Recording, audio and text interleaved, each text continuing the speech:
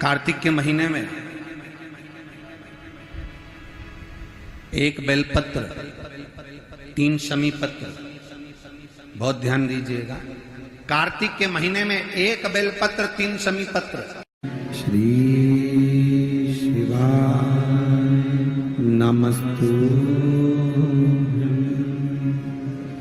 किशोर को लगा मेरे बाबा अकेले बैठे हुए हैं, और रोज अब वो अकेले बैठा हुआ देखते पंडित नवल किशोर, तो उनको लगता कि मेरे शंकर जी अकेले बैठे हैं, मेरे बाबा अकेले बैठे, मेरे शिव अकेले बैठे। भक्त कैसा होता है, भक्त का स्वरूप कैसा होता है, भक्त का भाव कैसा होता है।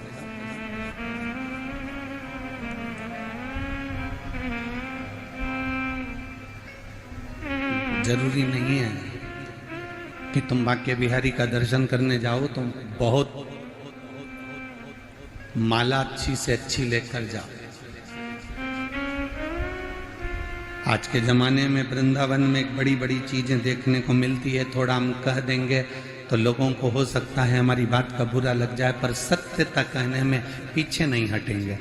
बिहारी जी का दर्शन करने जाओ, माला आप अच्छी चुन कर लेकर जाते। पत्नी ने पूछा, आप माला अच्छी चुन कर लेकर जा रहे हो? हाँ, वो माला तो अंदर जाती है, वही माला पंडित जी अपने को पहना देते हैं। आपने बिहारी जी के लिए वो माला नहीं, आप बिहारी जी के लिए वो माला नहीं ले।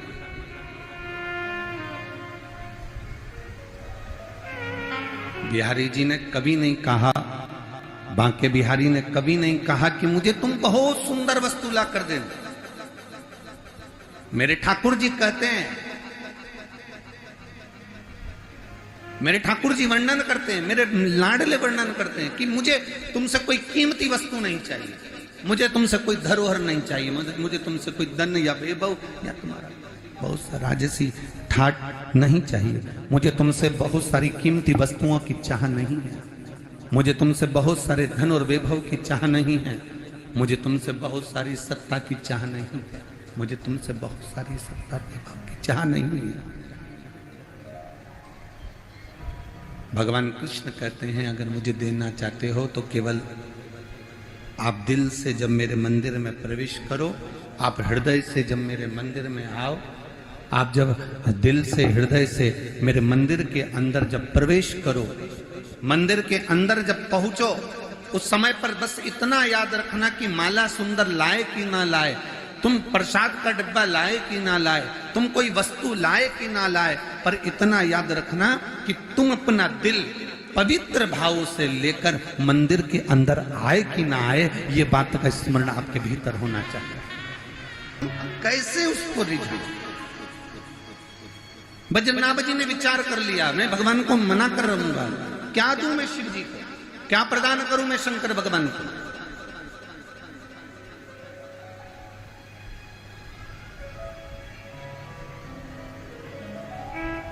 क्या दें हम भगवान शिव को?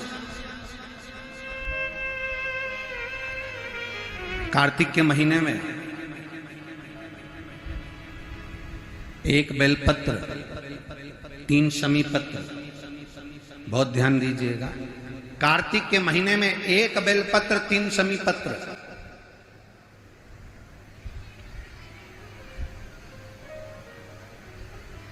कार्तिक के महीने की दोनों अष्टमी में से किसी भी अष्टमी पर, चाहे उजाले की हो चाहे अंधेरे की, शुक्ल पक्षी की हो चाहे कृष्ण पक्ष की, एक बेलपत्र, 3 शमी पत्र। आप कभी दिल से, कभी मौका मिले हृदय से, दामोदर मास में, कार्तिक मास में अशोक सुंदरी वाली जगह का स्पर्श कर कर भगवान शंकर के शिवलिंग पर एक बार समर्पित कर कर देखना, और दूसरे वर्ष इंतजार करना कि तुमने कार्तिक महीने में अष्टमी के दिन बाबा को शमी पत्र बेलपत्र दिया था, क्या बाबा ने तेरे घर में धन और वैभव दिया कि नहीं दिया? जो स्थिति में गाड़ी चल रही थी वो स्थिति की गाड़ी तेरी पार हुई कि ना हुई? कितने बेलपत्र? बोलो बोलो, जम के बोलो जरा। एक। कितना शमी पत्र? शमी पत्र, एक बेलपत्र, 3 शमी पत्र।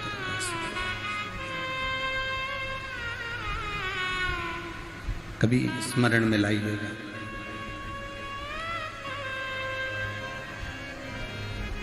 बस ये जो कार्तिक महीने में दामोदर मास में आप एक बेलपत्र 3 शमी पत्र अष्टमी के दिन, चाहे शुक्ल पक्ष की हो चाहे कृष्ण पक्ष की हो, दोनों अष्टमी में से किसी भी अष्टमी को जब आप समर्पित करें तो चंपेश्वर महादेव का नाम लेकर, कौन से महादेव, जम के बोलो जरा, सबकी आवाज आना चाहिए, चंपेश्वर महादेव, केवल चंपेश्वर महादेव का नाम लेकर आप अशोक सुंदरी का स्पर्श कराकर शंकर भगवान के शिवलिंग पर समर्पित करें। अशोक सुंदरी तो मालूम है ना सबको,